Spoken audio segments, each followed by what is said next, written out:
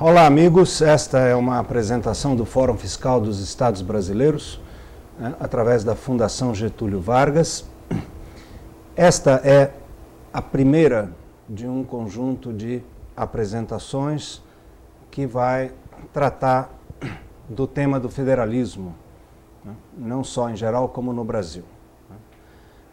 Esta primeira apresentação tem o objetivo de fazer uma introdução geral, de colocar os principais problemas e questões que depois nós vamos aprofundar em outras apresentações. Então, qual é o conteúdo que a gente vai examinar aqui? Primeiro, uma ideia, uma noção de federalismo, discutir um pouco uma situação onde você tem vários níveis de governo. Em segundo lugar, nós vamos discutir a atribuição de poderes nas federações e o problema da autonomia subnacional. Em terceiro lugar, nós vamos examinar a atribuição de encargos, depois a atribuição de impostos e, finalmente, vamos comentar um pouco sobre a estrutura fiscal das federações, o que resulta de todos os aspectos que nós discutimos antes. Então, primeiro, uma ideia geral sobre o que a gente deve entender como federalismo. Para entender federalismo, a gente deveria tomar como partida os governos unitários, ou seja, aqueles governos que não são federações. O que acontece nesses governos? A gente tem, em geral, um único processo orçamentário. Todas as demandas, todas as decisões, em princípio, são comparadas e são hierarquizadas em um único orçamento. É um único processo decisório. Então, demandas são atendidas e os recursos são alocados através de uma discussão que é feita de um grande orçamento nacional. Da mesma forma, a divisão de trabalho, o planejamento e a coordenação das ações do governo são viabilizadas por uma estrutura única, hierárquica, uma única burocracia. Por exemplo, países como a França ou outros países que não são federações têm essas características. Parece evidente que esse tipo de processo decisório ele é bastante simples, bastante eficiente. Então, cabe a gente perguntar por que existem federações? Por que a gente tem sistemas de governo com vários níveis de governo? Porque, em última instância, a gente podia perguntar por que complicar as coisas se um sistema unitário, aparentemente, ele é muito mais eficiente, muito mais funcional. Então, é importante a gente discutir quais são as razões principais que existem para se adotar um sistema federalista. A primeira ordem de razões é de caráter geográfico. Existem países que, pela sua dimensão continental, países de grande extensão, tornam muito difícil a sua unificação por um único nível de governo. Em segundo lugar, há razões políticas. Você pode obter vantagens de uma unificação sem perder a identidade regional. Então, uma federação, do ponto de vista político, ela permite que você crie uma nação e, ao mesmo tempo, preserve liberdade, identidade regional, principalmente do ponto de vista cultural, religioso ou étnico. Um terceiro motivo para a existência de federações é o motivo histórico. Nós vamos ver que a colonização, a formação dos estados, muitas vezes levou a que eles surgissem como federações. E, finalmente, a gente tem boas razões de ordem econômica para a adoção de uma estrutura federativa. As federações podem aumentar a eficiência na provisão dos bens públicos. Então agora a gente vai examinar com um pouco mais de cuidado cada uma dessas razões, né? Um aspecto importante é que estas diversas razões para a existência das federações, elas afetam também a distribuição de poderes dentro dessa federação. Então vamos, primeiro, a razão geográfica, né? Basicamente, países como o Brasil, como os Estados Unidos, como a Índia, países que têm uma dimensão continental, dificilmente conseguem gerar ou construir um Estado unitário, né?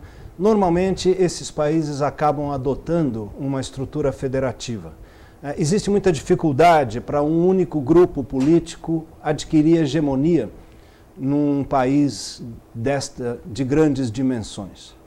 Muito frequentemente, a constituição de elites e interesses econômicos regionais diferenciados acaba levando naturalmente a uma estrutura federativa.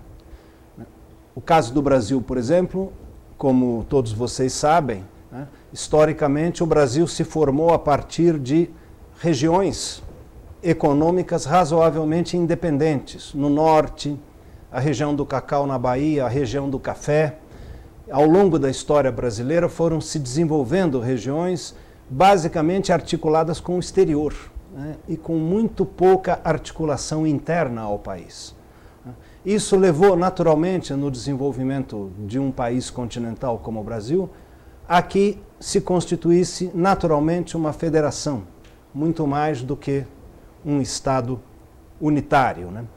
E há que lembrar também que no passado, século XIX, século XVIII, havia muitas dificuldades para integrar um espaço econômico muito grande, né? Devido à insuficiência de transportes, de meios de comunicação.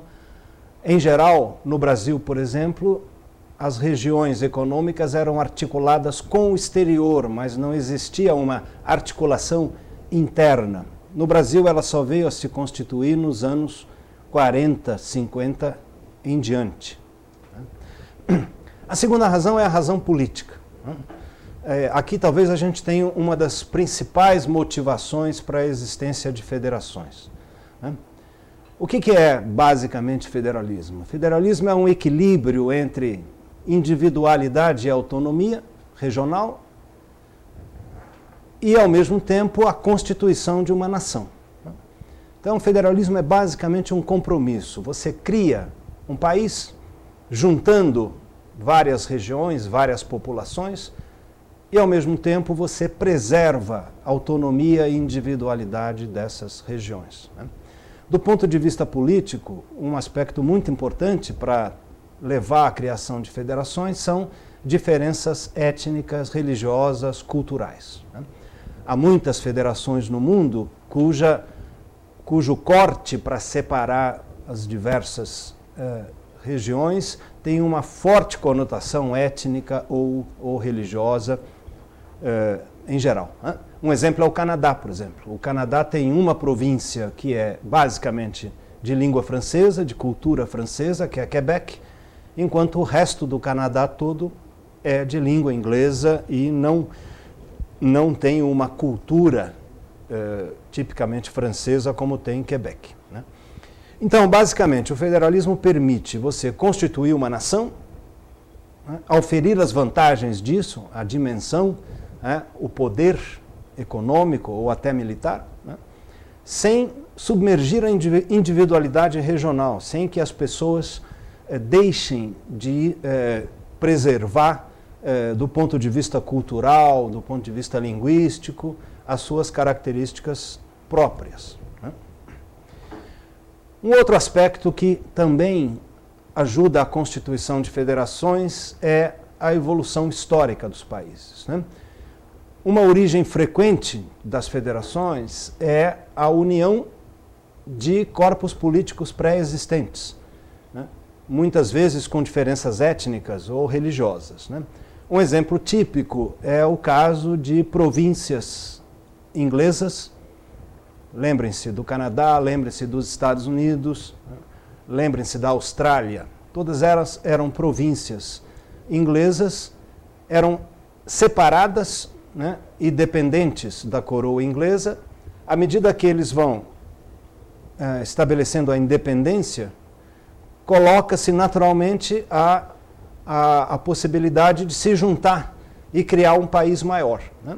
É o que ocorre tanto no Canadá, quanto na Austrália, quanto nos Estados Unidos. A partir de províncias subordinadas ao domínio inglês, você junta essas províncias e constitui uma nação. Então, é o que a gente chama de federações que surgem por agregação. Então, é natural que, como já pré-existiam as províncias, é natural que você não crie um Estado único, mas você crie uma federação, né? Muitas vezes isso se combina com a motivação geográfica, né? Por exemplo, a dimensão dos Estados Unidos faz com que também a dimensão geográfica seja um fator para a criação de uma federação.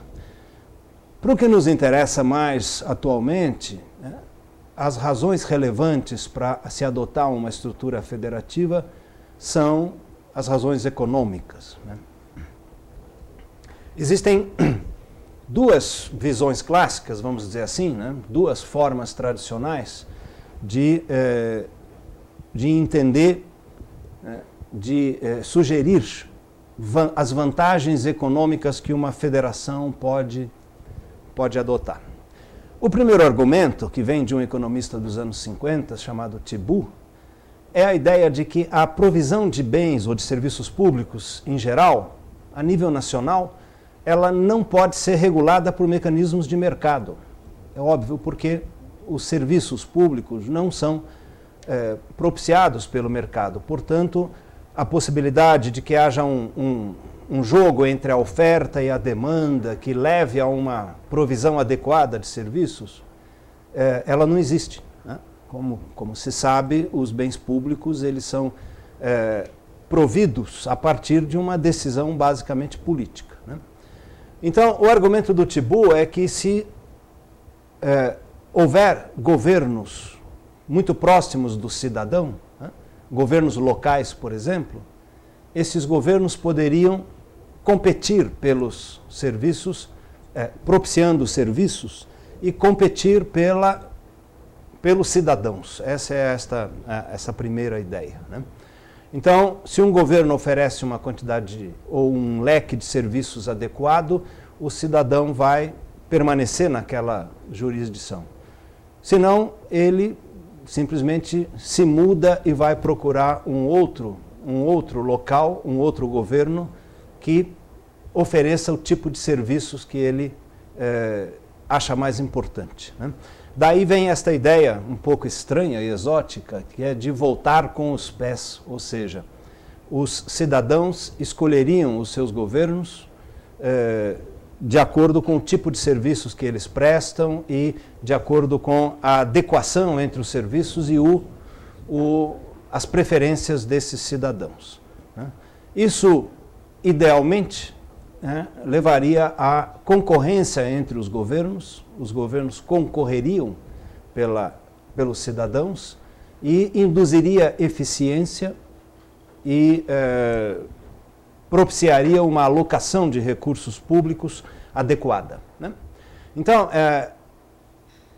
eu estou colocando essa questão aqui porque ela é o antecedente pré-histórico de propostas muito frequentes hoje em dia, que é da conveniência e da necessidade de que haja competição entre os governos.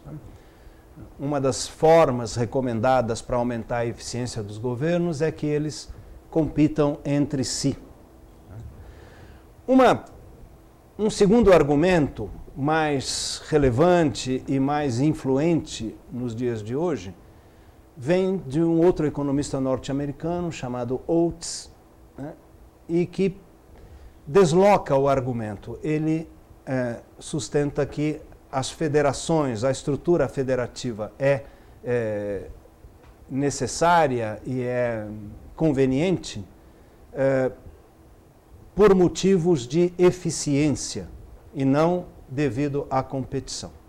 Então, desse ponto de vista, você deveria criar governos intermediários, né, estados, províncias, ou governos locais, e entregar a eles a maior parte das funções que seja eficiente entregar a eles, né? Então, o argumento básico desse tipo de visão é que os governos nacionais, eles têm certas deficiências no sentido de prover serviços públicos, né? O custo de informação para os governos centrais, os governos nacionais, é muito alto. É muito difícil você obter informação que te permita fazer uma provisão adequada de serviços, né? Em segundo lugar, quanto mais diferenciadas sejam as demandas, quanto mais as preferências de uma certa região ou de uma certa população são diferentes de outras, menor é a eficiência de um serviço que é prestado de forma centralizada nacionalmente, né? Então, desse ponto de vista, quanto mais você entregar a provisão dos serviços para governos subnacionais, para estados, para municípios, mais eficiente é essa provisão, porque você permitirá que as preferências do cidadão sejam mais adequadamente atendidas, né?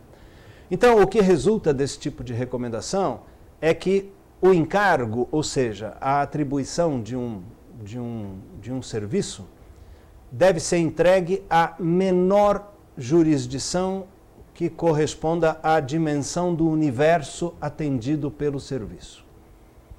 Eu acho que a gente precisa esclarecer um pouquinho isso. Vou dar um exemplo que ilustra isso. Por exemplo, postos de saúde são tipicamente um serviço de dimensão municipal, porque ele se refere a um espaço pequeno, portanto é perfeitamente razoável e eficiente que você entregue o cuidado de posto de saúde para governos municipais. Já hospitais abrangem, em geral, uma região muito mais ampla, abrangem diversos municípios. Então, você entregar a gestão de um hospital de porte médio ou grande para um município já não é necessariamente a forma mais eficiente. Da mesma forma, eu posso entender que o ensino básico, o ensino primário, por exemplo, é perfeitamente adequado para governos locais. Já o ensino universitário, que abrange normalmente, pela própria escala que uma universidade tem, abrange vários municípios, uma região, às vezes um estado inteiro. Então, seria mais adequado você entregar esse tipo de serviço para um governo intermediário, um estado, como é o caso do Brasil, ou províncias, que são os governos intermediários, por exemplo, no Canadá, na Austrália, etc. Então, a ideia da eficiência econômica, ela, desse ponto de vista, ela propõe que você deve descentralizar os serviços, as funções públicas, respeitando os limites da eficiência econômica. Então, eu não vou entregar uma universidade para os municípios, mas eu posso entregá-la para os governos estaduais. A ideia é que, sempre que você puder, você desloque para baixo na estrutura federativa, né, a atribuição dos encargos, o que permite aproximar as decisões mais do cidadão, permite atender melhor às preferências e permite, consequentemente, maior eficiência na provisão dos serviços, né? Nós temos outras razões importantes para que federalismo, adoção de estruturas federalistas e descentralização de encargos seja hoje um aspecto muito importante do debate, né? O primeiro, as mudanças econômicas, né, a chamada globalização. A globalização, ela cria pressões muito grandes no sentido da descentralização de encargos, no sentido do fortalecimento de governos subnacionais e, portanto, no sentido de fortalecimento de um caráter federativo dos países, né?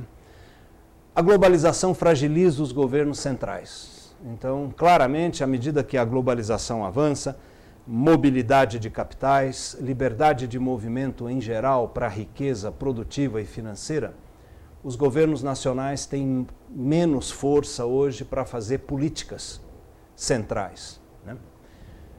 O federalismo, a autonomia para regiões e para sociedades locais, ele é adequado para acomodar interesses e principalmente para permitir uma adaptação mais fácil à dinâmica da globalização, né?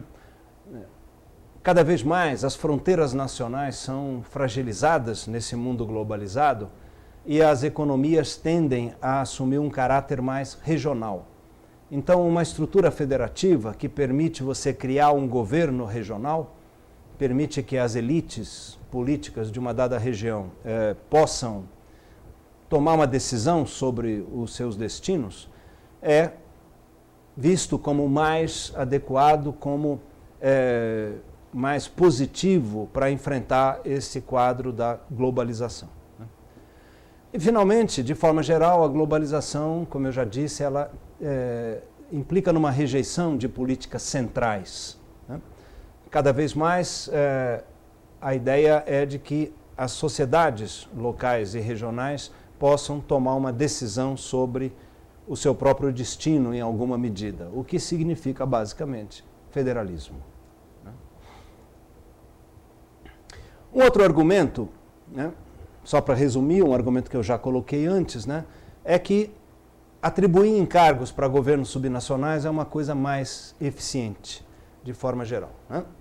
O primeiro aspecto é a eficiência decorrente da proximidade da decisão política em relação ao cidadão, né?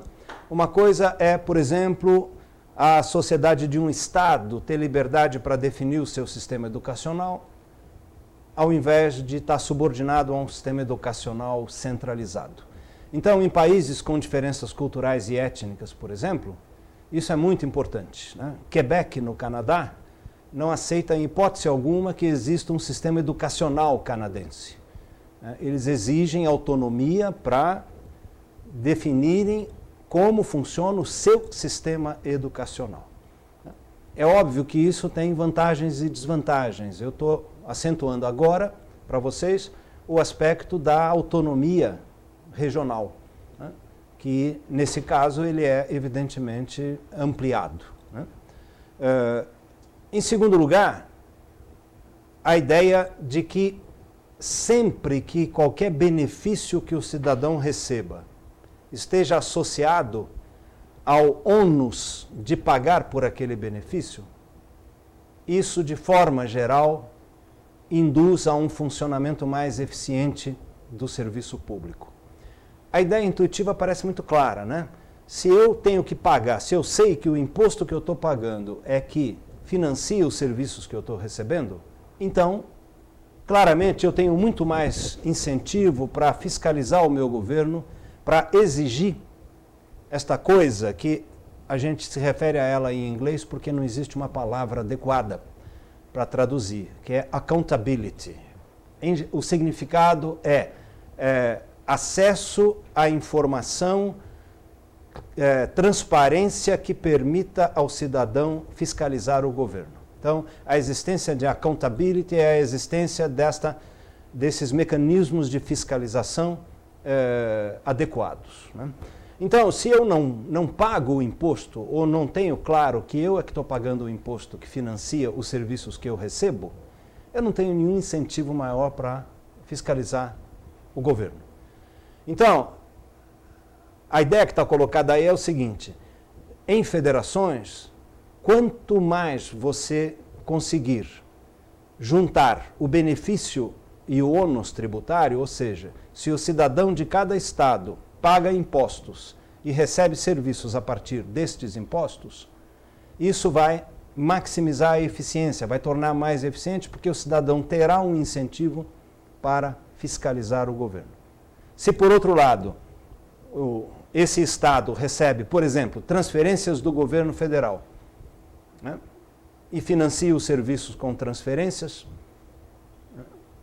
o incentivo para ele fiscalizar o governo já é diferente, porque não pega direto no bolso dele. Pelo menos ele não tem essa percepção. Ainda que, no fundo, os cidadãos do país é que estão pagando os impostos, né?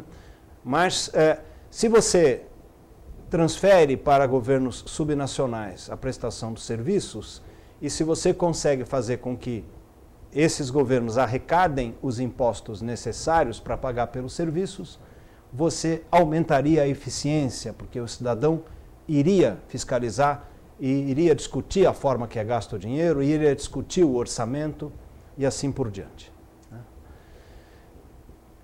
E, finalmente, a existência de federalismo, de governos subnacionais, é visto de forma geral como um grande incentivo para inovação, experimentação.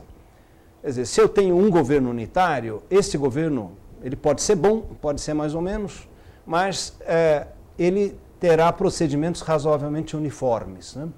Se eu tenho 26 estados ou 5.500 municípios num país, como é o caso do Brasil, cada um desses governos é um campo de experiências. Ele vai tentar inovar, pode criar formas até revolucionárias de prestação de serviços, e esse caráter inovador que o federalismo permite é muito importante, né? Então, a gente olha, por exemplo, no caso do Brasil, você constata uma enorme quantidade de municípios que têm projetos extremamente criativos que acabam se tornando referência, que são reproduzidos em outros municípios. E essa criatividade, ela em grande medida é propiciada por uma estrutura federativa onde você tem governos que têm autonomia para buscar saídas, buscar alternativas, formas alternativas de prestar serviços, e com isso o país todo ganha, porque a inovação pode melhorar a qualidade dos serviços, né? Então, existem, em síntese, uma grande quantidade de razões, desde as próprias razões históricas, você sempre foi separado e você continua separado, até motivos políticos, étnicos, religiosos e econômicos, que fazem com que uma estrutura federativa seja desejável e adequada, né?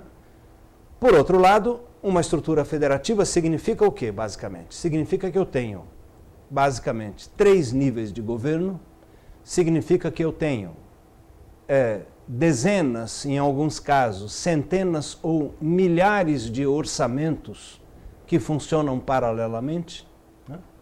No caso do Brasil, nós temos um governo federal, temos 26 estados e Distrito Federal e temos 5.500, 5.600 municípios.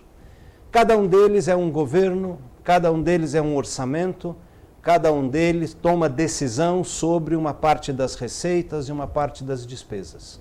Evidentemente que o funcionamento desse sistema é complexo, traz dificuldades, envolve problemas de coordenação, né? Envolve inúmeros problemas que a gente pode sintetizar, ou tentando identificar pelo menos os problemas centrais que estão envolvidos no bom funcionamento de uma federação, né? Seria, primeiro, como você pode garantir autonomia aos entes federativos, aos estados e aos municípios, sem que essa autonomia prejudique o funcionamento da federação, porque o país tem que funcionar de uma forma minimamente articulada, integrada, né? Quando existe um único governo, esta organização e articulação ela é mais ou menos natural. Mas quando você desmembra inúmeros governos dotados de autonomia, então surgem problemas de coordenação disso. Em segundo lugar, dada uma certa divisão de poderes entre esses governos, como é que se pode obter uma divisão de trabalho e uma coordenação de esforços entre 3 níveis de governo agindo sobre o mesmo território? É evidente que uma federação, você sobrepõe 3 governos, mas é um único território. Então, cada metro quadrado do país está subordinado a 3 autoridades governamentais. Então, em alguns países, por exemplo, o cidadão recolhe, na maior parte dos países, recolhe um imposto para o governo municipal, um imposto para o governo federal, um imposto para o governo estadual. Certos serviços são supridos pelo governo federal, outros pelo governo local. Então, tudo isso, evidentemente, coloca um problema grave de coordenação, né? Quando há conflito entre esses governos, a qualidade dos serviços e o cidadão sofrem, né? Porque são governos autônomos, então eles têm que encontrar caminhos para se coordenar, né? E, finalmente, como é que você pode preservar um certo grau de equidade, de igualdade nessa federação? Ou seja, já que somos todos cidadãos de um mesmo país, então essa noção de cidadania depende de você garantir um certo mínimo de igualdade entre os cidadãos, pelo menos no acesso aos serviços públicos.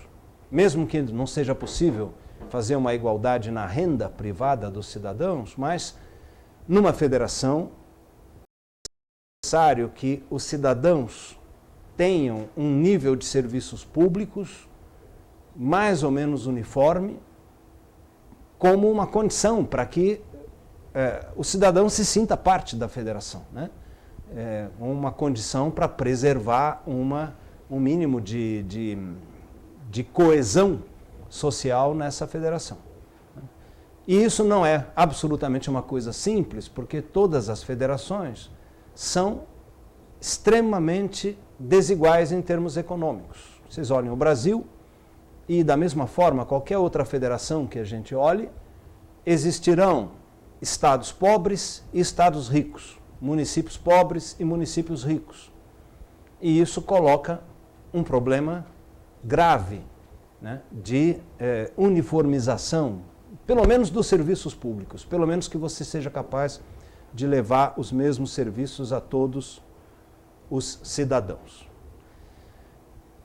Então, essa discussão introdutória, voltando ao nosso índice inicial, né, sobre a noção de federalismo, nos leva para o nosso segundo ponto agora. Quer dizer, vamos discutir um pouco mais o que a gente pode dizer sobre como é que os poderes se distribuem numa federação, né? Que critérios, o que a teoria supõe como adequado quando a gente vai decidir quem executa qual serviço numa federação. Para começar, vamos limpar o terreno com alguns conceitos fundamentais aqui, né? Eu estou falando agora de atribuição de poderes, quer dizer, do que eu estou falando? Existem basicamente dois tipos de poderes ou encargos numa federação. O primeiro é o poder de arrecadar impostos. Eu posso entregar os impostos do país só para o governo federal, ou eu posso distribuir os impostos, como é o caso no Brasil, entre os diversos níveis de governo. Alguns impostos são arrecadados pelo governo federal, outros pelos estados e outros pelos municípios. Nós vamos ver mais à frente que existem critérios muito claros para decidir como a gente faz a distribuição dos impostos. O outro lado dos poderes é a distribuição dos encargos, ou seja, qual o governo que executa cada tipo de serviço. Por exemplo, defesa nacional, evidentemente, é uma responsabilidade do governo federal, em todas as federações, porque se refere a uma dimensão ampla do país. Segurança pública, em geral, é uma atribuição dos governos intermediários, estados e províncias. Já coleta de lixo, por exemplo, é tipicamente um serviço cuja atribuição, quer dizer, o encargo é tipicamente do governo local, do governo municipal. Então, cada federação tem uma distribuição de poderes ou de encargos. E elas são bastante diferenciadas entre as federações, mas obedecem mais ou menos a um certo padrão uniforme, que tem uma certa lógica, alguns conceitos por trás dela. Bom, uma primeira coisa para a gente esclarecer é o seguinte: a atribuição de poderes ela pode ser exclusiva ou concorrente. Eu posso decidir, por exemplo, que a educação no país é um encargo, um poder, uma responsabilidade exclusiva dos governos estaduais, por exemplo. Significa que os governos municipais ou o governo federal não participam desse serviço. No caso brasileiro, por exemplo, segurança nacional é um poder exclusivo do governo central, do governo federal. Ou eu posso ter poderes concorrentes, ou seja, a Constituição, a legislação determina que aquele tipo de serviço pode ser oferecido por 2 ou por 3 níveis de governo. Exemplo, no Brasil, em geral, você tem atribuição de poderes concorrentes. No Brasil, educação é tipicamente um serviço ou um encargo em que os 3 níveis de governo atuam, assim como saúde também é de competência concorrente, os 3 níveis de governo atuam.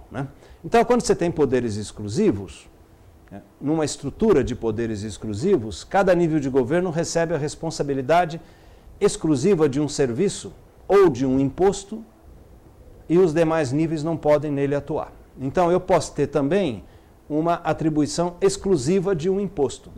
No caso brasileiro, por exemplo, o imposto de renda é exclusivamente federal. O ICMS, ele é exclusivamente dos estados e dos municípios. Mas quem legisla sobre isso é o governo estadual. Então, não há um critério absolutamente rigoroso para dizer que é melhor você atribuir poderes exclusivos ou é melhor você atribuir poderes concorrentes. As federações se diferenciam muito e é quase que um traço, vamos dizer, cultural dessas federações, o fato de você adotar mecanismos de atribuição exclusivos ou mecanismos de atribuição concorrentes. O mecanismo de atribuição exclusiva de encargos, ele torna mais nítido e mais fácil de operar um sistema, porque o cidadão sabe exatamente quem é que tem a responsabilidade de prover aquele serviço. Enquanto, numa estrutura concorrente, você tem menos nitidez.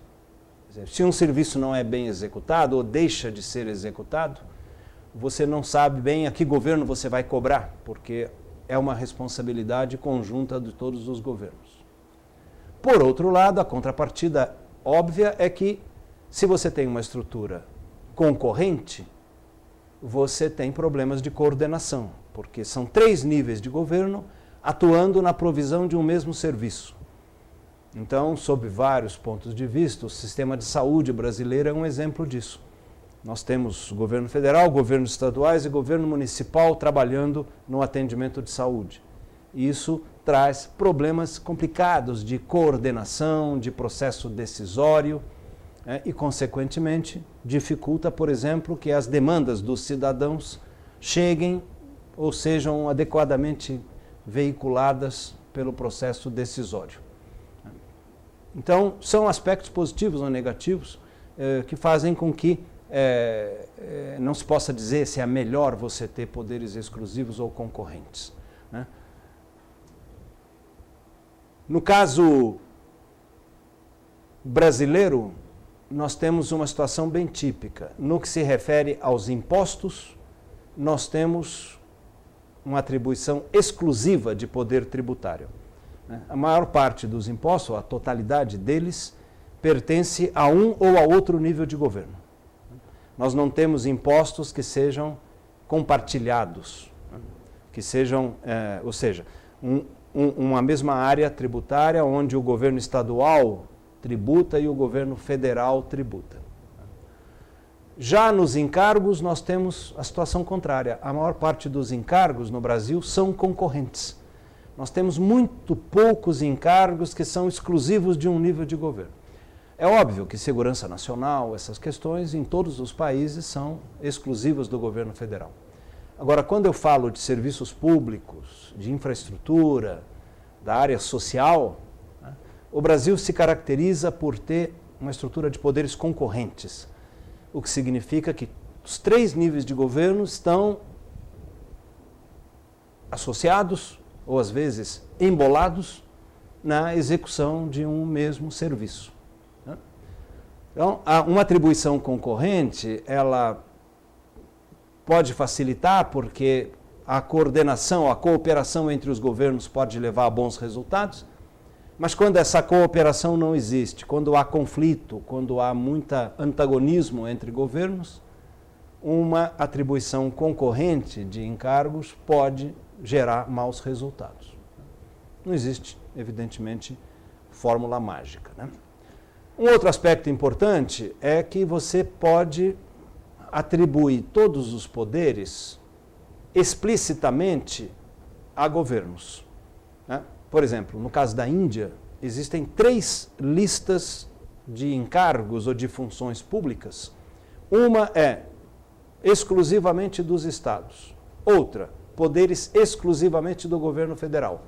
Terceira, explicitamente, poderes concorrentes, onde os 2 níveis de governo atuam. Na Índia, os governos locais são muito pouco influentes e a Constituição se refere apenas aos governos estaduais e federal.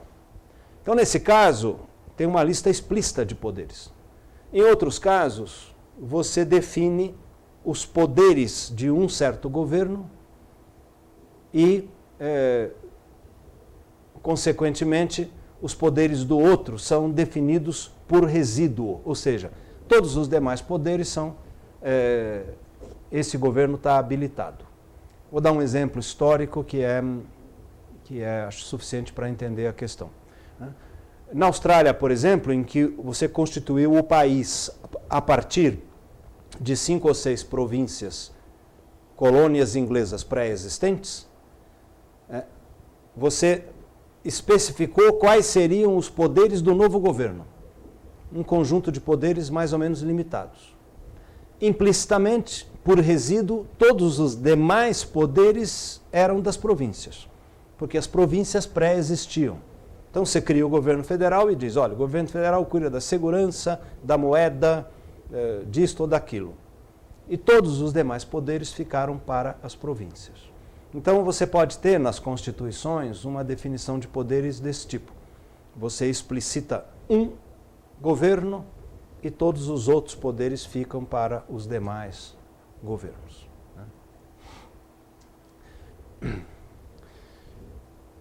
Uma outra questão importante, quando a gente fala de atribuição de poderes, é a gente separar legislação e administração. No sentido comum, no entendimento comum sobre a palavra atribuição de encargos, as pessoas em geral associam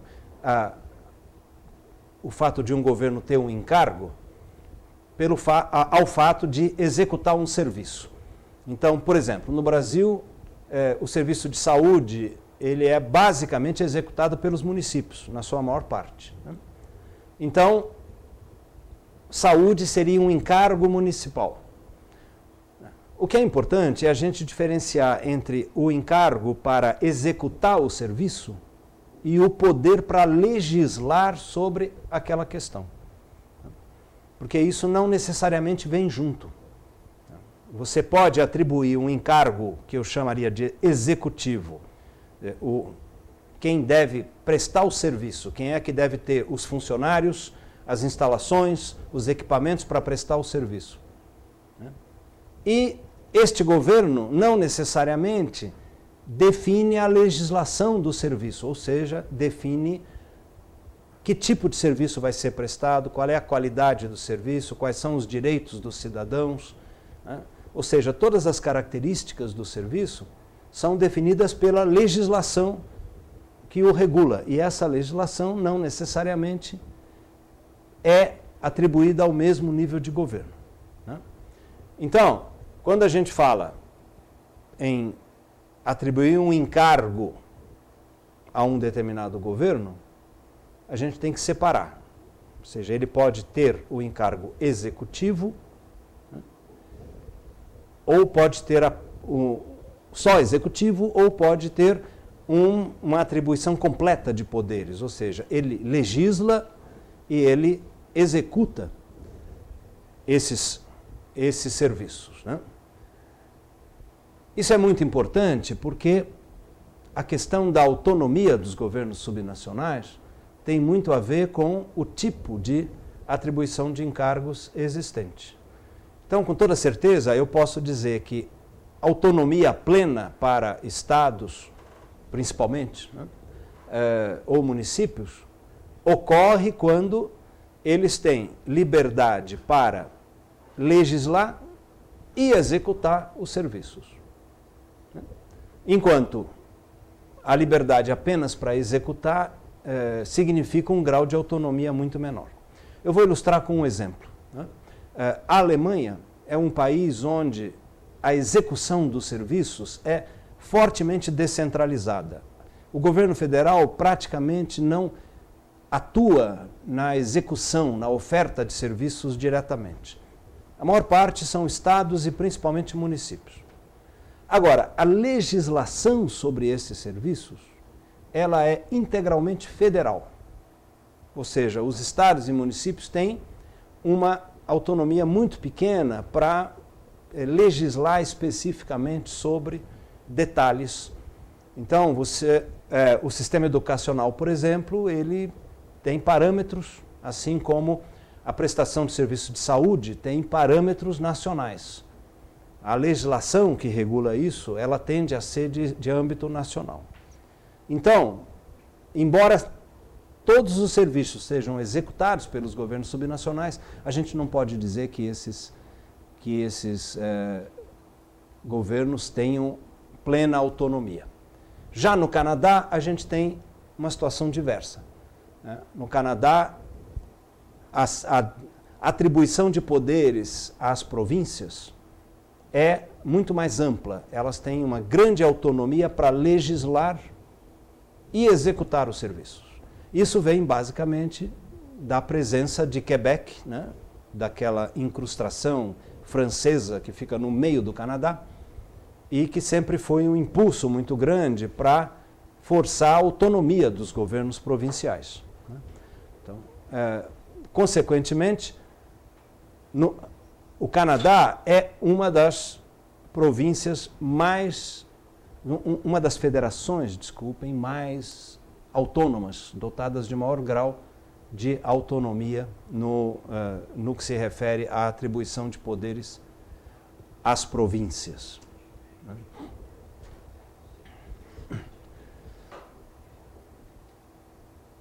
Qual seria um aspecto relevante de você adotar um modelo como o canadense, onde você descentraliza o poder de legislar junto com os encargos, né? É evidente que, quando existe autonomia legislativa, você amplia, maximiza a diversidade, né?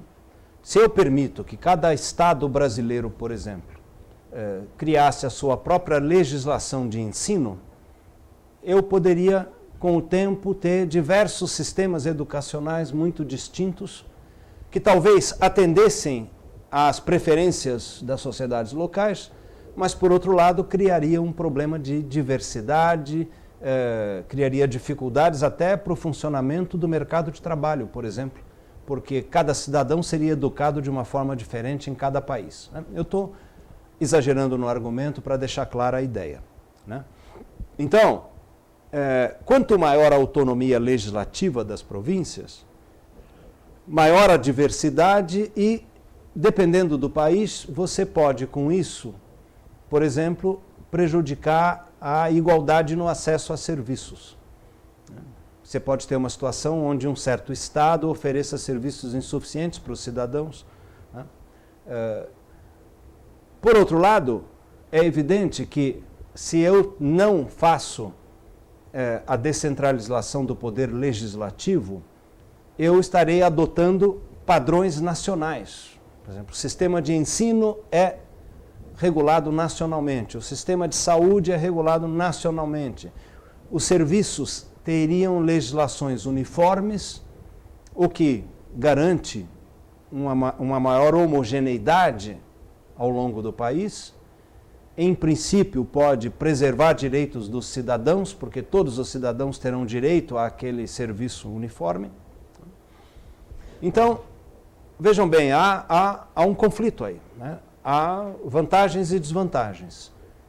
A autonomia legislativa amplia a autonomia em geral do governo subnacional e permite uma maior diversidade. A centralização legislativa permite que sejam preservados padrões nacionais, estándares nacionais, né? O Canadá funciona bem, tem um sistema de bem-estar fantástico, é uma economia extremamente desenvolvida, uma sociedade justa e funciona com autonomia e diversidade. Então, isso significa que a autonomia legislativa não necessariamente leva a efeitos negativos, né? Da mesma forma, na tributação, eu posso atribuir poderes legislativos aos governos subnacionais ou eu posso manter legislação uniforme. Aqui as questões são mais complicadas e as consequências da autonomia e da descentralização legislativa podem ser mais negativas, né? Se eu permito, vamos tomar como exemplo, que eu acho que é um exemplo bastante ilustrativo, o nosso ICMS, né? Na Alemanha, na Austrália, em muitos países, ou na maior parte dos países, esse tipo de imposto, que é um IVA, Imposto sobre Valor Adicionado, ele é federal, centralizado e tem uma legislação uniforme. O Brasil é o único caso em que existe um sistema estadual de tributos tipo IVA, onde cada estado tem autonomia para definir o seu imposto. Então, quando a gente compara as duas alternativas, fica muito claro que a existência de um imposto para cada estado amplia dramaticamente o custo para o contribuinte. Se o contribuinte tem que lidar com apenas um imposto uniforme em todo o país, evidentemente que os custos que o contribuinte tem que enfrentar para lidar com o governo são menores, né? Quando eu tenho um único imposto com uma legislação uniforme, eu evito a competição, né? E no caso brasileiro, isto, como todos vocês sabem, é grave, porque a nossa guerra fiscal, ela decorre basicamente de que nós temos descentralização legislativa sobre o ICMS, né? E, finalmente, quando eu tenho essa autonomia legislativa, eu corro o risco de ampliar as desigualdades regionais. Se cada região, cada estado, cada município tiver autonomia para definir as suas próprias legislações. Um sistema de tributos unificado, portanto, ele oferece uma série de vantagens. Em contrapartida, evidentemente, ele reduz a autonomia dos governos subnacionais. Então, esse é um dilema, claramente um dilema. Se eu aumento a autonomia, a descentralização legislativa, como no caso do nosso ICMS, eu estou privilegiando a autonomia dos governos estaduais. Eles podem usar o imposto como é usado, né, para várias finalidades, desenvolvimento regional, atração de capitais e tudo. O custo disso, ou a contrapartida disso, é a heterogeneidade, o custo elevado para o contribuinte e todas as consequências da guerra fiscal, que é um assunto que nós vamos abordar detalhadamente em uma ou duas palestras nesse conjunto mais à frente. Vocês têm disponível no material de leitura esse PowerPoint, assim como outros materiais. Então, eu sugiro que vocês examinem depois essa tabela, onde estão ilustrados aí os diferentes casos de exemplos de formas de atribuição de poderes em diversas federações. Né? De forma geral, quando a gente observa o federalismo no mundo todo, a gente pode identificar dois modelos, assim, dois tipos diferentes de atribuição de encargos, observando as grandes federações. O primeiro é aquele modelo que se originou das colônias inglesas, Canadá, Estados Unidos, Austrália, que a gente chama de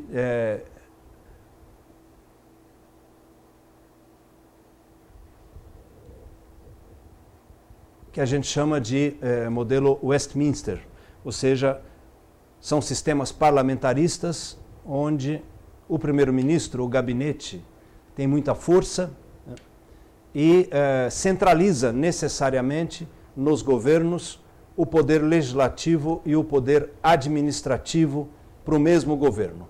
Então, nesses países, há uma tendência para atribuir o encargo legislativo e executivo para os estados ou províncias, por exemplo. Né? Isto, evidentemente, decorre de ser um sistema parlamentarista, né, com essas características tipicamente inglesas, onde o governo, onde o primeiro-ministro tem muita força e o parlamento, ou seja, o Congresso, atua de forma complementar e subsidiária. O segundo modelo é o modelo alemão, onde basicamente se adota uma legislação centralizada, federal, uniforme, e toda a execução é descentralizada para os governos subnacionais. Então, neste caso, a legislação não é autonomamente feita pelos estados, né? Eles aplicam uma legislação central, federal, e é uma outra forma de organizar a federação, e nós podemos discutir, vamos fazer isso depois, vantagens e desvantagens desses dois modelos. Né? No Brasil não há um modelo, não se pode dizer que haja um modelo. Né? Nós temos uma ampla descentralização executiva, ou seja, os estados e os municípios respondem por grande parte da prestação de serviços, mas nós temos uma baixa descentralização legislativa. Ou seja, a maior parte da legislação é fundamentalmente federal ou nacional, na maior parte dos serviços. Os estados e municípios têm muito restrito poder de legislação. Bem, nós apresentamos então duas alternativas bem típicas nesses dois modelos que nós acabamos de discutir. Né? Como eu estava dizendo, isso tem vantagens e desvantagens.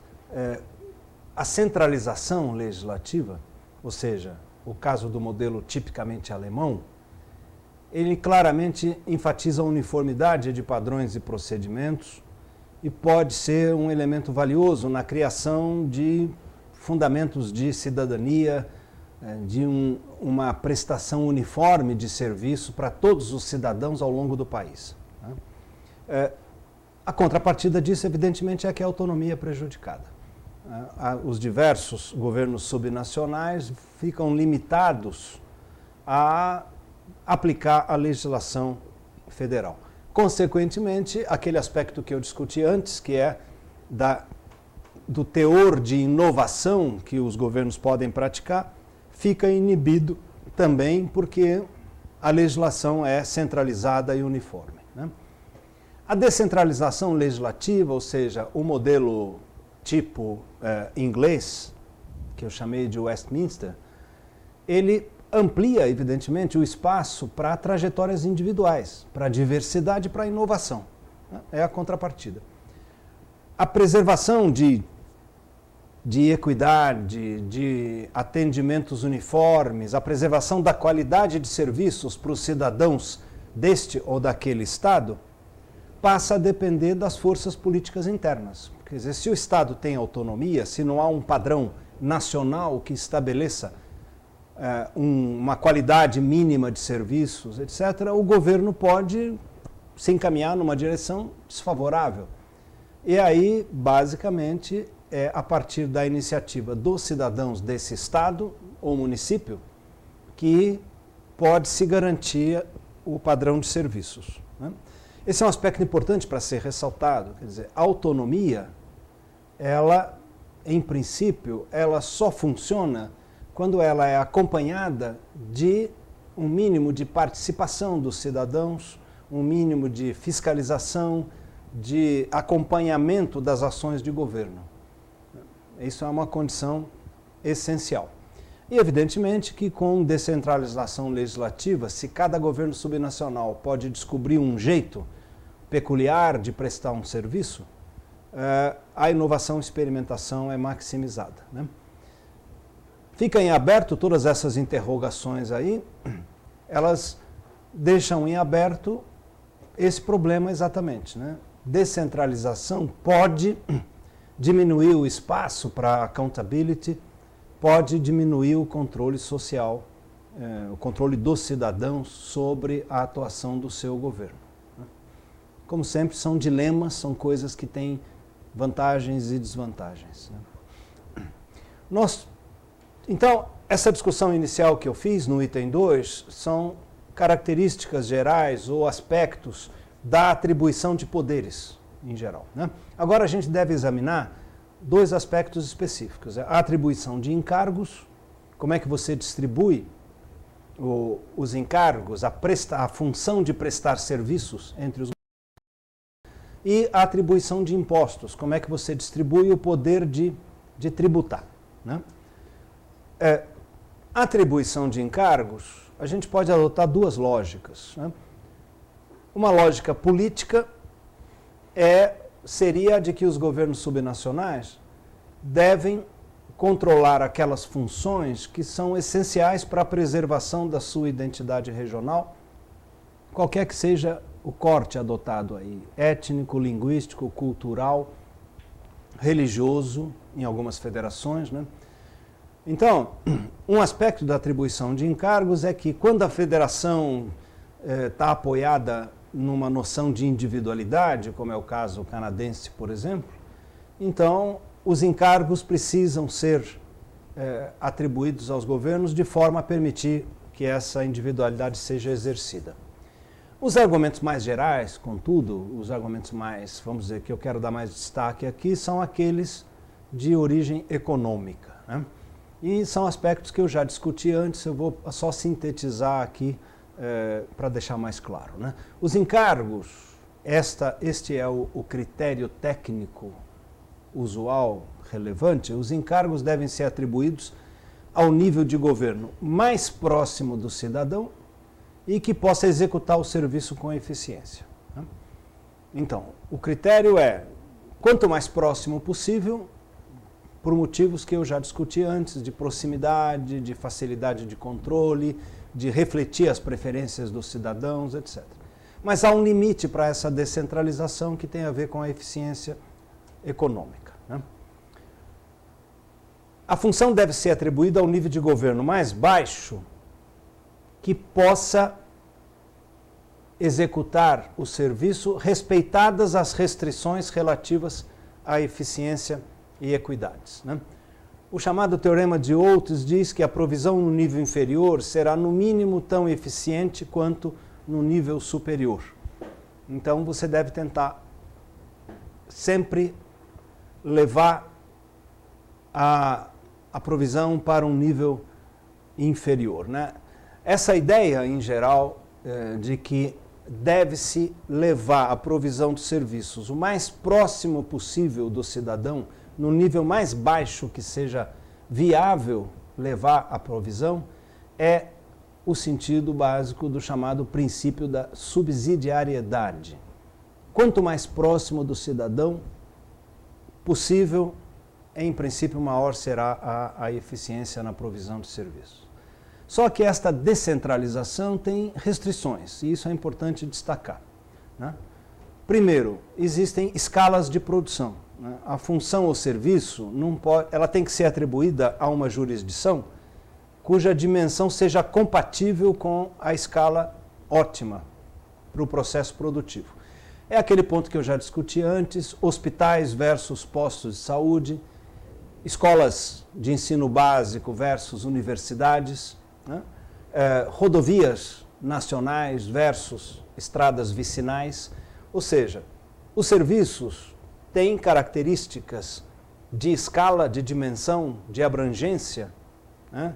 Da mesma forma, o escopo, ou seja, a abrangência do serviço, que determina qual é o nível de governo adequado para executar. Então, não faria sentido, por exemplo, eu entregar o controle de políticas ambientais para governos locais. Não é exatamente adequado, porque a política ambiental, ela necessariamente tem um escopo, uma abrangência que é muito mais ampla do que a mera dimensão de um município. Não significa que o município não possa atuar nessas políticas, mas a legislação e o controle tem que ser necessariamente de um nível mais amplo, estadual ou nacional, né? E, finalmente, esse palavrão que os economistas gostam muito, as chamadas externalidades, né? Se uma atividade que é executada por uma jurisdição, por um governo, gera efeitos positivos ou negativos sobre outros governos, então essa atividade deve ser atribuída a um nível de governo superior, né? Então, algum exemplo, se nós pegamos, por exemplo, o sistema viário rodoviário, né? Uma estrada que corta um estado, ela pode não ser muito importante para aquele estado, mas pode ser muito importante para o fluxo de safras agrícolas ou de produção econômica de outros estados localizados acima, ao lado. Então, claramente, o cuidado, a ampliação ou a própria construção de uma rodovia, né, tem efeitos ou vantagens que ultrapassam a dimensão daquele estado. Então, claramente, isso é uma externalidade e isso isso torna adequado que esse tipo de serviço seja atendido ou cuidado por um nível de governo maior, né? Então, essa questão é muito importante porque no mundo atual, em que há uma ênfase tão entusiasmada com a descentralização, às vezes as descentralizações são exageradas e você acaba transferindo para os governos municipais, por exemplo, encargos que não são tecnicamente adequados para esse nível de governo. Descentralização é positivo, é importante, mas tem limites. Isso é o que precisa se ter claro e que nem sempre é levado em consideração. Então, é necessário buscar a jurisdição mais descentralizada, mas que ao mesmo tempo preserve a eficiência na provisão do serviço, né? Lembrar sempre que todas as funções básicas, elas são híbridas desse ponto de vista que eu estou discutindo. Então, se eu pego educação, por exemplo, eu tenho coisas que são de dimensão estadual e coisas que são de dimensão local, né? Se eu pego saúde, eu tenho ao mesmo tempo, como em Campinas, por exemplo, existe o hospital da Unicamp, que atende um raio de 3.000 quilômetros, e eu tenho o posto de saúde. Então, todas as funções básicas de intervenção de governo, elas envolvem atribuições que têm dimensões, abrangência, escala diferenciadas. Portanto, é eficiente se você atribui algumas funções para um certo nível de governo e outras para outra. Então, saúde, por exemplo, eu preciso, é adequado, é racional que eu atribua grandes atendimentos como grandes complexos hospitalares aos governos estaduais ou federal e os postos de saúde para os governos municipais. Então, é necessário, consequentemente, que se desenvolva a coordenação das ações entre os níveis de governo, porque eles têm que, basicamente, ter competências concorrentes, caso a gente queira fazer uma descentralização bem feita, né? É evidente que existe sempre uma opção entre uniformidade e autonomia, né? Se eu amplio a autonomia, como já enfatizei antes, eu vou permitir maior diversidade e eu posso ter diversos tipos de efeitos quanto a isso, né? Sistemas centralizados permitem códigos e regras uniformes que podem ser obtidas por negociação e cooperação entre governos, né? Então, sempre tem esse dilema, né? Esse negócio que os economistas chamam de trade-off.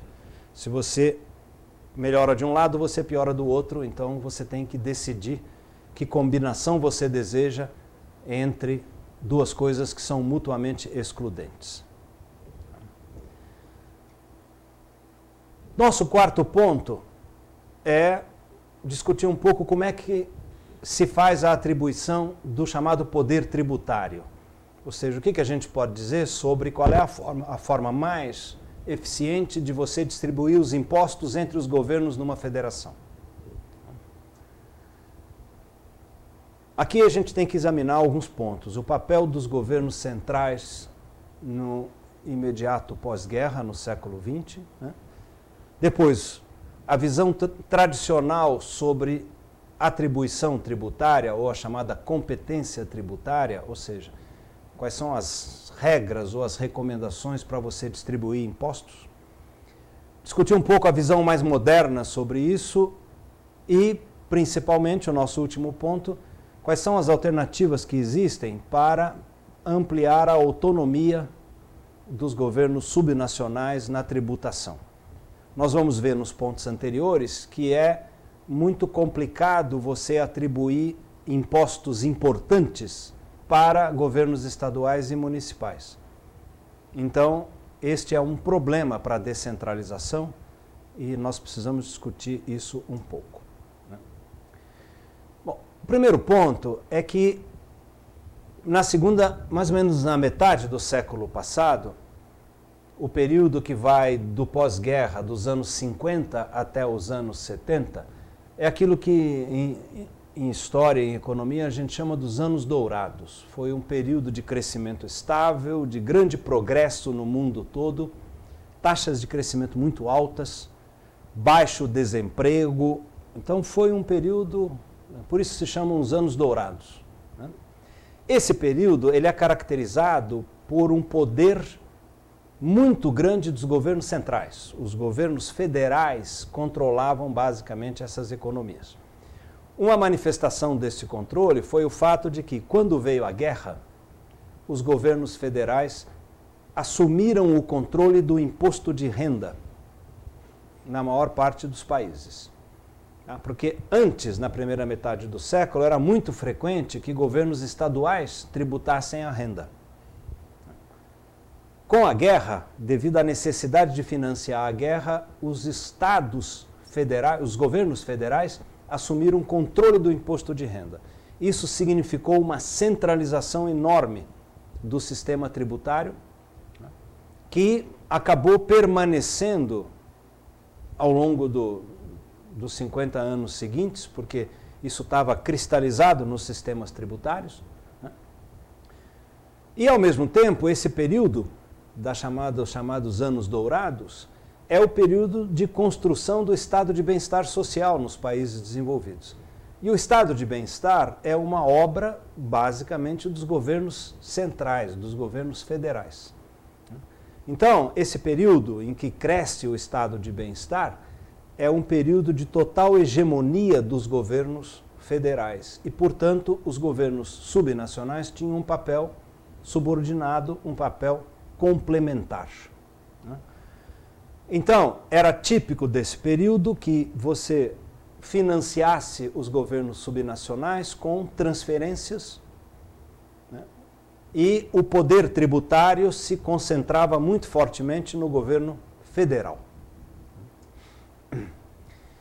Ao mesmo tempo, havia todo um conjunto de convicções que levavam ao mesmo resultado: concentração da tributação no governo federal.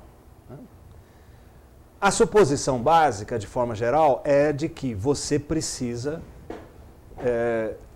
um sistema tributário eficiente, um sistema tributário de boa qualidade, ele precisa ser um sistema tributário que não afete o funcionamento da economia demasiadamente, que não imponha custos muito elevados para o contribuinte. E, na medida do possível, isto significa que o sistema tem que ser impostos uniformes, com uma legislação centralizada, de forma que o contribuinte tem que lidar com um governo, tem que lidar com uma autoridade tributária. Então, em contrapartida, vocês imaginem, se cada estado de uma federação qualquer for fazer uma tributação sobre a renda, uma tributação sobre o consumo, o contribuinte vai lidar no Brasil com 26 legislações diferentes, né? E na medida em que exista autonomia, elas vão ser diferentes entre elas. Então,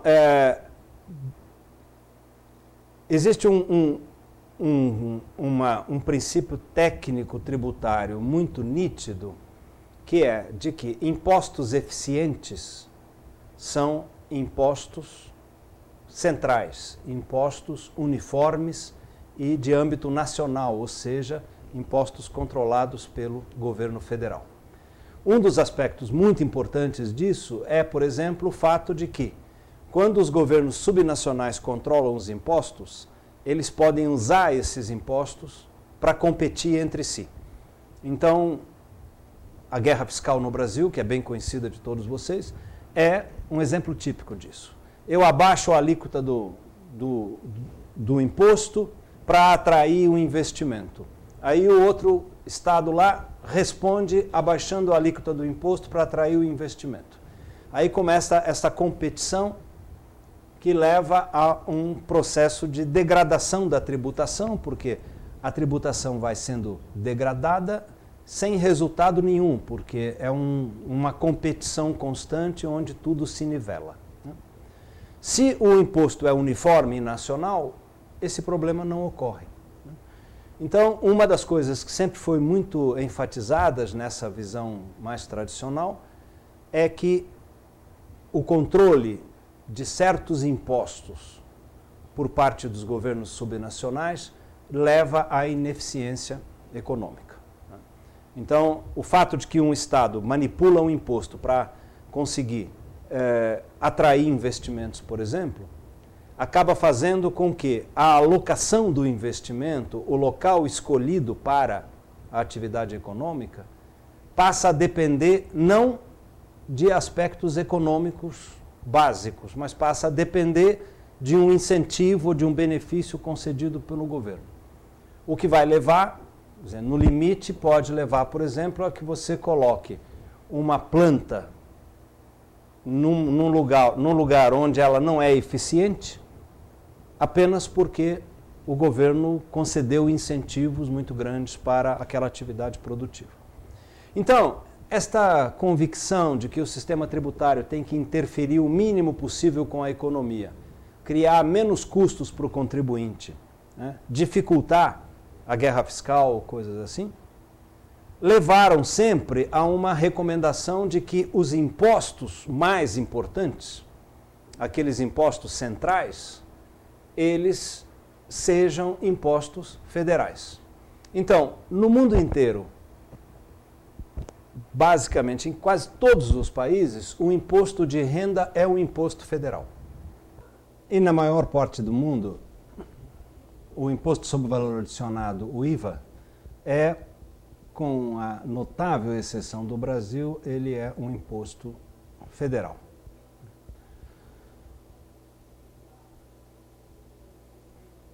Em síntese, esse conhecimento tradicional sobre tributação, ele tem os seguintes resultados.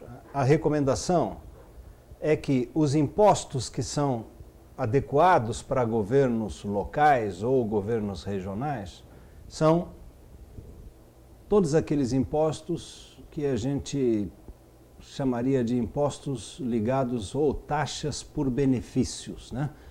Taxas por prestação de serviços, primeiro, né? Que é o caso em que o cidadão paga pelo serviço prestado. Segundo, impostos sobre propriedade imobiliária, porque a propriedade imobiliária como não é um bem móvel, ela não é afetada pela tributação. Se você tributar o capital, por exemplo, que é um fator móvel, a tributação pode interferir na distribuição do capital ao longo da economia. Então, o mais adequado para governos locais, principalmente, é a tributação imobiliária, o nosso IPTU, por exemplo. E os impostos sobre negócios locais. Muitos países têm taxas ou impostos que incidem sobre empresas locais. São impostos sobre empresas do tipo, normalmente incidindo sobre o faturamento, que basicamente significam o pagamento de imposto dos negócios locais para financiar os serviços públicos de que eles se beneficiam, né? Da mesma forma, os impostos adequados para governos intermediários, ou seja, governos estaduais, no mundo em geral, sempre foram os impostos sobre vendas finais, né? Impostos sobre vendas a varejo, impostos sobre veículos automotores, né? O nosso IPVA, e alguns chamados, na linguagem econômica, excise tax, ou seja, impostos específicos.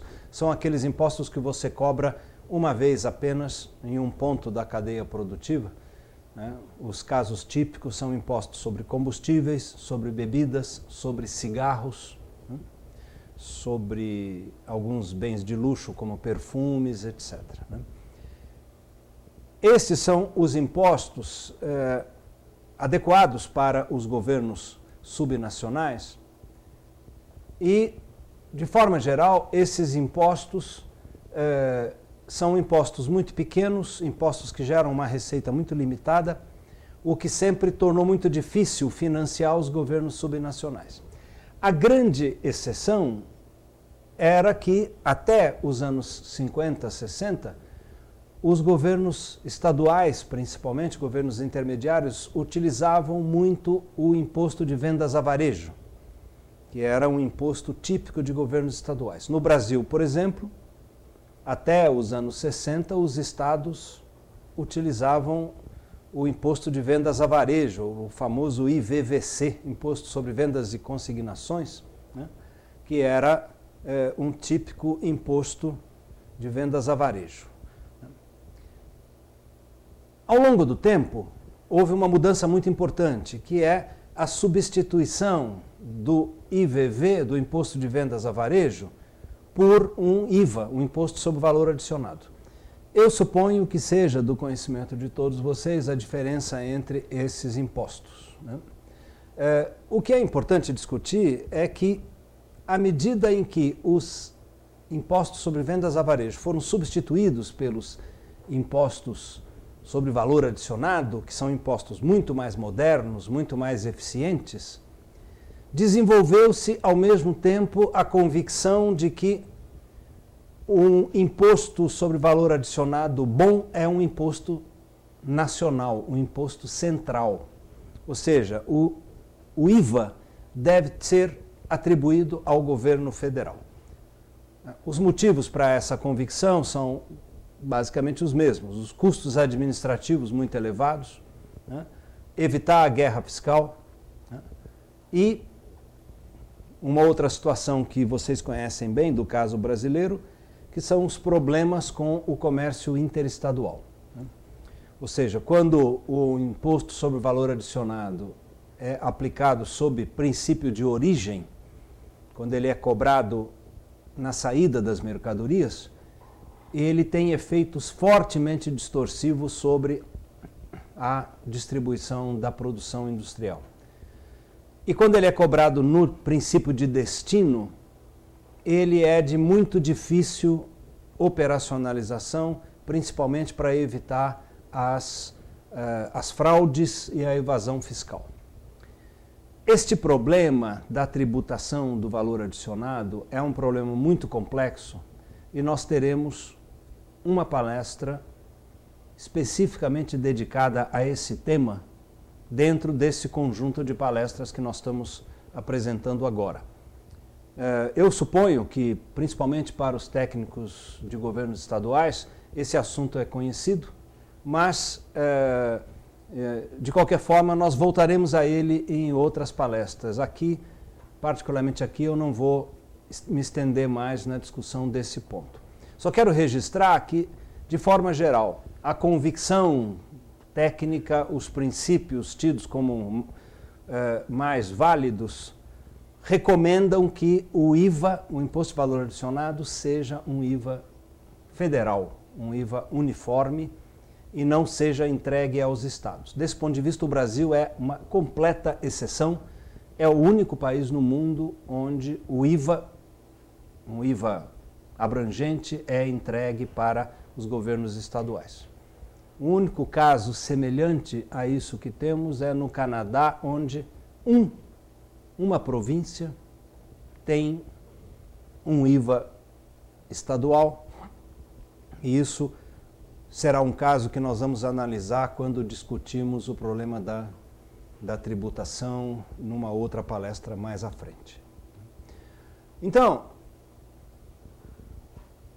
a grande dificuldade que resulta dessas concepções tradicionais sobre tributação é que é muito difícil você conseguir autofinanciamento dos governos subnacionais.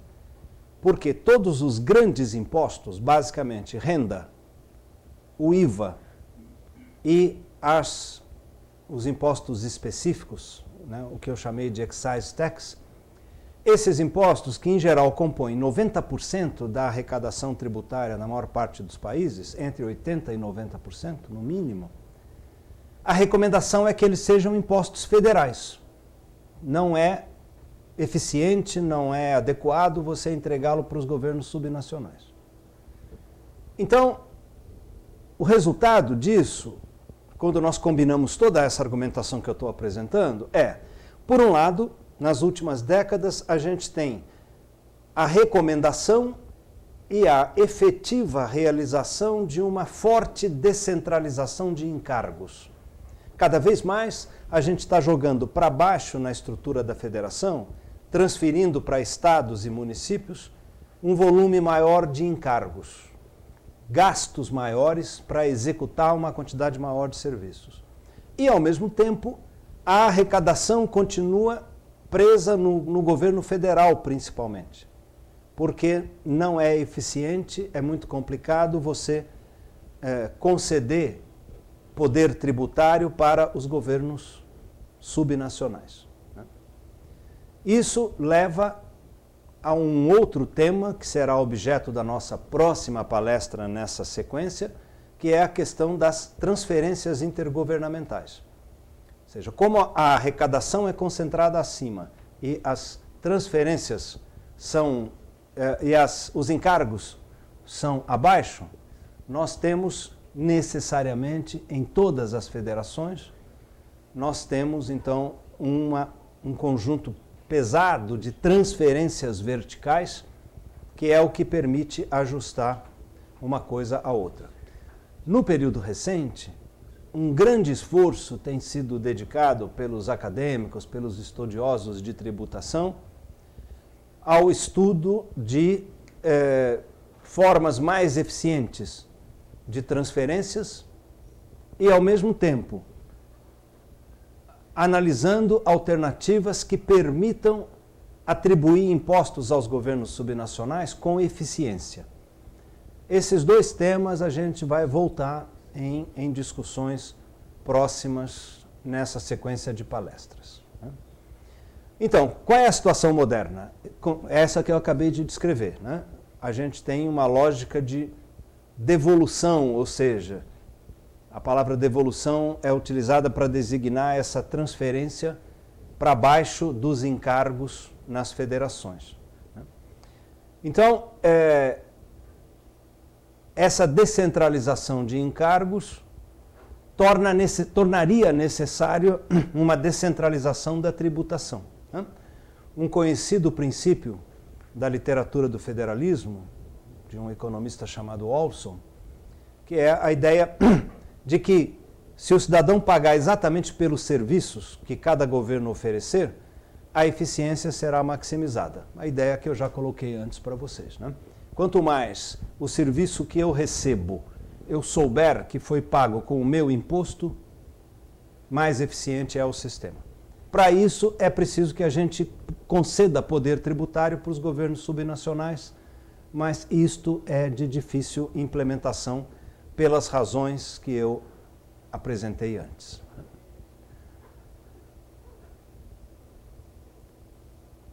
Quais são os corolários dessa concepção? Sempre que o imposto for arrecadado por um governo de nível superior, em montante superior aos serviços que ele oferece, a eficiência diminui. Ou seja, o adequado seria que os municípios e os estados arrecadassem os recursos exatamente adequados para financiar os seus serviços.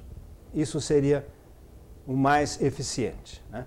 Segundo, os governos subnacionais devem ter controle tributário pleno sobre uma parcela significativa das suas fontes de financiamento. Ou seja, os governos subnacionais têm que ser capazes de tomar uma decisão de aumentar a tributação para aumentar os serviços. Porque se isso acontecer, ou seja, para ele aumentar os serviços, ele precisa tomar uma decisão de aumentar a tributação, então isso vai levar a que a participação política do cidadão seja mais ativa, mais enérgica, porque os governos vão ser responsabilizados pelas consequências. Isso é diferente de uma situação em que um governo, vou dar um exemplo típico, um estado de um governo de um estado mais atrasado de um país pobre.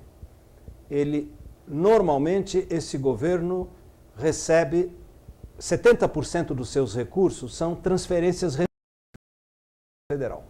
O governo federal arrecada impostos e transfere recursos para aquele estado mais pobre. Então, rompe-se esse tipo de encadeamento. Como o cidadão não paga o imposto, consequentemente, ele não se sente incentivado a fiscalizar a aplicação desses recursos. Vocês devem estar pensando com toda razão que são exatamente esses casos de países que têm estados muito pobres que tornam muito difícil implementar essa ideia, né? Porque simplesmente são estados que não têm como arrecadar um volume significativo de recursos. Então, isso nos encaminha para um problema que vamos discutir à frente, que é o problema dos chamados programas de equalização, ou seja, os sistemas de transferências que visam reduzir as diferenças de desenvolvimento econômico, ou o efeito delas na capacidade de arrecadação. Então, de forma geral, um problema central hoje para as federações em geral é como é que você pode ampliar a capacidade dos governos subnacionais de arrecadar impostos, né? Atribuir poder legislativo e administrativo sobre os impostos, para poder financiar a descentralização, sem gerar efeitos distorsivos. Se vocês quiserem exemplos de efeitos distorsivos, é só olhar a guerra fiscal no Brasil. Ela é um caso típico de um efeito distorsivo que ocorre porque você descentraliza a arrecadação de impostos. No caso, o IVA, que como vocês sabem, no Brasil, ele é estadual. Então, essa é a grande discussão hoje e nós vamos dedicar uma palestra inteira sobre esse problema de como é que se pode tornar eficiente um IVA estadual. Mais à frente, nesse mesmo conjunto de palestras que nós estamos fazendo. Nos países desenvolvidos, onde o imposto de renda tem um peso muito grande, existe uma possibilidade que é muito interessante de você permitir aumentar a arrecadação dos governos subnacionais sem criar efeitos distorsivos, que é o modelo canadense, onde os estados eles podem estabelecer uma alíquota própria de imposto de renda. Cada estado pode escolher uma alíquota e isso incide sobre a base do imposto de renda geral. O imposto de renda é federal, o governo federal administra, mas cada estado pode definir uma alíquota que incide sobre uma base tributária uniforme. Com isso, não há efeitos distorsivos e cada estado pode decidir que alíquota de imposto de renda ele vai aplicar sobre os seus cidadãos. Então, no Canadá, todos os cidadãos pagam um imposto de renda uniforme, que é federal. E, adicionalmente, tem uma alíquota estadual do imposto de renda que incide só sobre os cidadãos daquela província.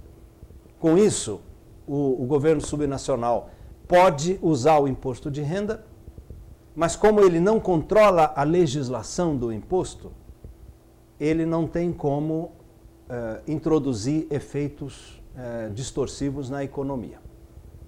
Esse é um modelo viável, mas apenas em países onde o imposto de renda é uma fonte significativa, que são basicamente os países desenvolvidos, né? No Brasil, por exemplo, acho que vocês sabem disso, a arrecadação do ICMS é a maior que tem, muito maior do que a arrecadação do imposto de renda. Então, a participação no imposto de renda não chega a ser uma solução para países como o Brasil, né? Então, quando o imposto de renda não é forte, a alternativa que sobra qual é? É realmente você encontrar um caminho para que a tributação do IVA, do Imposto sobre o Valor Adicionado, seja operado pelos estados, ou seja, possa existir um IVA estadual, sem efeitos perversos. E esta é uma grande questão, que tem um enorme conjunto de alternativas técnicas. Uma delas, pelo menos, eu só vou referir de passagem, vocês conhecem, mas é o chamado modelo do barquinho, né? Como ele é chamado, aquela ideia do professor Ricardo Varsano para o funcionamento do IVA estadual, né? Esse tema a gente vai voltar a discutir mais à frente. Eu remeto vocês para a palestra que trata disso, né? Então, nós fizemos uma trajetória aí, inicialmente discutindo as razões do federalismo, depois centralizando na questão da atribuição de poderes, depois nós discutimos os critérios para atribuir encargos e depois discutimos os critérios para atribuição de impostos. Agora eu gostaria de introduzir uma ideia geral que na realidade vai nos encaminhar para a segunda palestra desta sequência, tá? Eu quero retomar os pontos anteriores e apontar para vocês qual é o grande resultado que decorre dessas coisas que eu discuti antes. Basicamente, o que eu mostrei? Eu mostrei que nas federações, por razões técnicas, históricas, de eficiência e tudo, há uma tendência para concentrar a arrecadação nos governos superiores e os encargos nos governos inferiores. Em quase todas as federações do mundo, os municípios arrecadam pouquíssimos impostos e, em grande parte delas, os municípios executam grande parte dos serviços. Consequentemente, se a arrecadação está concentrada em cima e os encargos estão embaixo, aparece aquela que é a questão central nas federações. É o que a gente chama de brecha vertical, que vem da palavra inglesa vertical gap. É um gap vertical. Tem uma defasagem entre encargos e recursos entre os governos superiores e os inferiores, né? Então, para ilustrar essa questão com clareza, eu vou voltar à primeira coisa que eu falei nessa palestra, a ideia de um Estado unitário. Um Estado que tem um único governo, uma única burocracia, tem um órgão arrecadador único que arrecada todos os impostos no país, né? E vamos examinar um pouco como é que esse tipo de sistema funciona, né? Então, vocês vejam aqui, né, esse esquema simplificado mostra que eu tenho basicamente um processo orçamentário, um corpo administrativo que executa os gastos, né? Então, um agente arrecadador único que arrecada os impostos na economia, o processo orçamentário distribui esses recursos, esses quadrinhos representam diversos ministérios e departamentos do governo e que gastam e o dinheiro retorna para a sociedade. Como vocês sabem, o setor público tira da sociedade renda e devolve para a sociedade sob a forma de gasto, né? Os impostos são uma forma de tirar a renda, poder aquisitivo da sociedade, e o gasto público devolve isso para a sociedade, né, através do dispêndio. Esse, então, seria o funcionamento quando nós não temos uma federação, só temos um governo, uma burocracia, um agente arrecadador e um orçamento, né? Essa situação, a existência dos governos unitários, ela é a negação da individualidade regional e a negação da autonomia. Então, todo país unitário, as regiões têm pouquíssima autonomia. As sociedades locais não tomam decisões independentes, as decisões têm que se dar junto ao governo federal, né? Vamos admitir agora, só para a gente afastar esse problema da nossa discussão, que exista nesse nosso país hipotético uma distribuição de encargos tecnicamente perfeita, tá? O que pressupõe, portanto, que seja uma distribuição de encargos descentralizada, onde os governos subnacionais executam, respondem pelo gasto, pelo pessoal, pelo equipamento, edifícios, todo equipamento para oferecer todos os serviços, né? Então, eu vou imaginar hipoteticamente uma primeira situação, né, onde vamos imaginar que, a partir de um Estado unitário, eu crie uma federação, ou seja, eu crio estados e municípios independentes, mas vamos imaginar que eu mantenha o sistema tributário totalmente centralizado. Então eu teria uma figura como essa. Vamos dizer que eu tivesse um país unitário, eu inventei de fazer uma federação, mas qual é que é o ponto peculiar aqui nesse desenho que eu faço? O sistema tributário, a arrecadação, ela é toda centralizada. Eu continuo tendo um único agente arrecadador federal. A nossa Secretaria da Receita Federal, ela arrecadaria tudo, incluindo, por exemplo, o nosso ICMS, né? Mas eu teria, por outro lado, governos estaduais e governos municipais que responderiam por grande parte do gasto, né? Então, o que aconteceria nessa situação? Claramente, eu teria que ter transferências de recursos do agente arrecadador central para os estados e os municípios, porque eles não arrecadam impostos. Então, eu teria que ter um forte sistema de transferências. A receita é arrecadada, então ela é, em parte, transferida para o orçamento federal, em parte ela é transferida para os orçamentos dos estados e municípios. Vamos imaginar, então, o sistema que eu estou reproduzindo aí em tamanho menor, ele teria todas as vantagens do que a gente chama de harmonização tributária. Ou seja, a tributação seria central, uniforme, sem competição, sem guerra fiscal, os custos para o contribuinte seriam mínimos, né? Por outro lado, é evidente que isso restringe a autonomia, porque os governos não têm controle sobre a sua receita. Em terceiro lugar, por todas as razões que eu já coloquei antes, esse modelo teria enormes desvantagens de eficiência.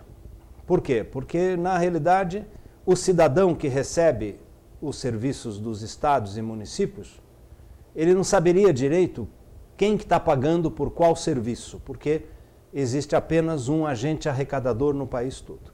Imagine o Brasil, peguem todos os impostos dos municípios e dos estados, joguem na Secretaria da Receita Federal, transforma esses impostos em nacionais, IPTU nacional, IPVA nacional, ICMS nacional, e depois os recursos seriam distribuídos para os governos.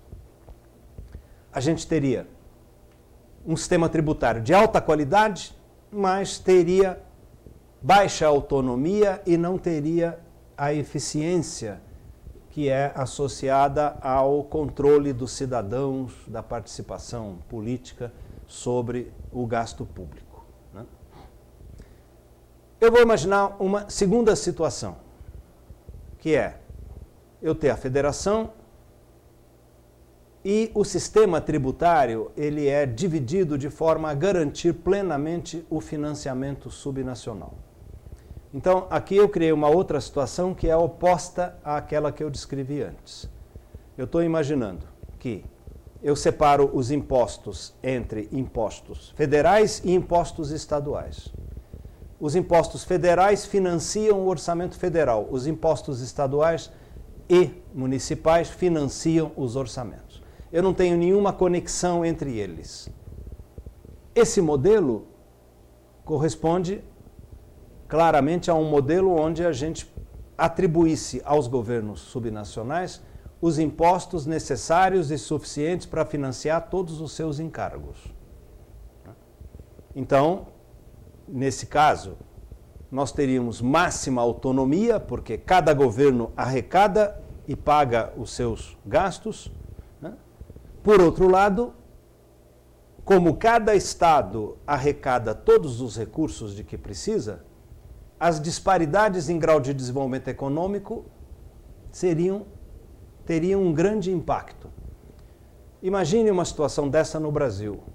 Qual é a capacidade que o estado de Sergipe tem de arrecadar impostos per capita, comparado com São Paulo, com Rio de Janeiro, com Rio Grande do Sul?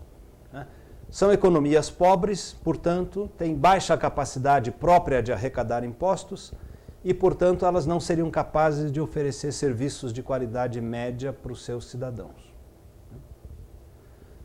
O sistema tributário, num caso desses, poderia virar um pesadelo, porque eu teria cada estado controlando os seus impostos, eu teria, numa escala muito mais ampla, esta verdadeira bagunça que é o ICMS brasileiro, com 26 legislações diferentes, né? Então, nesse caso, eu provavelmente precisaria deixar os estados usarem o imposto de renda e, com toda certeza, o sistema tributário seria muito bagunçado. Por outro lado, claramente, eu recuperaria plenamente aquelas vantagens que decorrem de eu associar o financiamento ao gasto. Ou seja, se cada estado vai arrecadar os impostos para pagar os seus serviços, o cidadão vai estar sabendo que ele está pagando imposto para quê e ele vai ter maior interesse em participar. Esses dois casos imaginários hipotéticos que eu descrevi para vocês ilustram o fato de que as soluções extremas não são viáveis, né? Por isso é que a realidade atual em todas as federações do mundo é um ponto de equilíbrio entre essas duas coisas. Então, como é que funciona em virtualmente 100% das federações do mundo? A arrecadação e principalmente a legislação é concentrada em cima, ou seja, basicamente no governo federal e em alguns casos nos governos intermediários, para permitir harmonização tributária, ou seja, eu ter um imposto uniforme, base tributária uniforme, alíquotas comuns, tudo isso, né? Também para permitir que o governo federal tenha recursos para equilibrar as disparidades de desenvolvimento regional. Isso é muito importante, é um tema importantíssimo da nossa segunda palestra. Os governos federais têm um importante papel de transferir recursos para estados mais pobres para permitir que sejam prestados serviços públicos no nível adequado, né? e também para o governo federal encaminhar projetos de âmbito nacional que sejam executados pelos governos subnacionais. Então, de forma geral, em todas as federações, o que acontece, basicamente, para simplificar a ideia, é que o governo federal arrecada mais recursos do que ele gasta diretamente. E, portanto, ele transfere esses recursos para os governos subnacionais para viabilizar o gasto desses governos. Por outro lado, a execução do gasto é concentrada embaixo, ou seja, nos governos intermediário e local. Pelas razões que eu já discuti antes, eficiência, inovação, subsidiariedade, etc. O que faz o ajustamento, portanto, é o sistema de transferências verticais, transferências intergovernamentais. Esse, então, é o modelo básico que se encontra em todas as federações. Existem impostos arrecadados pelos estados e municípios e existem impostos arrecadados pelo governo federal. Os impostos arrecadados pelos estados e municípios são insuficientes para financiar o gasto desses governos. Consequentemente, nós temos um conjunto presente sempre, estrutural, quer dizer, todas as federações têm um conjunto de transferências verticais que podem ser diretamente do agente arrecadador, nós vamos ver detalhes disso depois, ou podem vir do orçamento federal. Essas transferências, na realidade, complementam os recursos dos governos subnacionais para que eles possam executar o seu dispêndio. Então, para resumir essa ideia, essa figura é bastante ilustrativa. Vocês vejam, à esquerda, que a arrecadação do governo federal é dominante. O governo federal, simplificadamente aqui na minha figura, arrecada 2/3 dos recursos. Tá? Agora, o governo federal mesmo, ele gasta só uma parte disso, né? Que é a área à direita. Os governos subnacionais, ao contrário, eles arrecadam só 1/3 dos recursos, mas eles gastam 2/3, aproximadamente. Né? Vocês vejam que o gasto, lado direito, é predominantemente subnacional e a arrecadação é predominantemente federal. Isso torna necessário as transferências verticais, que estão representadas no meio da figura. Ou seja, esses recursos, aqui, eles têm que ser transferidos para os governos subnacionais para financiar essa parte do gasto. Essa parte é financiada com a arrecadação própria dos governos subnacionais. Tá? Isso é o autofinanciamento. Essa parte vem de transferências. Então, basicamente, a ideia central e importante que eu tentei passar para vocês nessa discussão é que as federações, pela sua evolução histórica ou pelas suas pelos requisitos técnicos, vamos dizer assim, que permitem um funcionamento mais eficiente, as federações tendem a ter necessariamente isso que nós chamamos de brecha vertical, né? O vertical gap. O governo federal, principalmente, em alguns casos o governo intermediário, arrecada mais do que ele gasta. E os governos inferiores arrecadam menos do que gasta.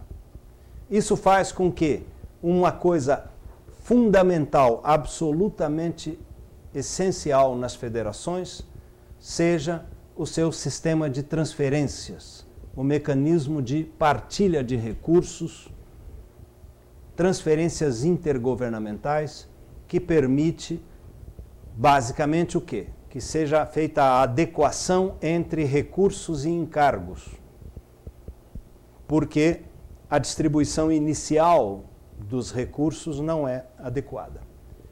Então, esse assunto é de absoluta importância e ele é o objeto da nossa segunda palestra, que trata exatamente da questão das transferências intergovernamentais.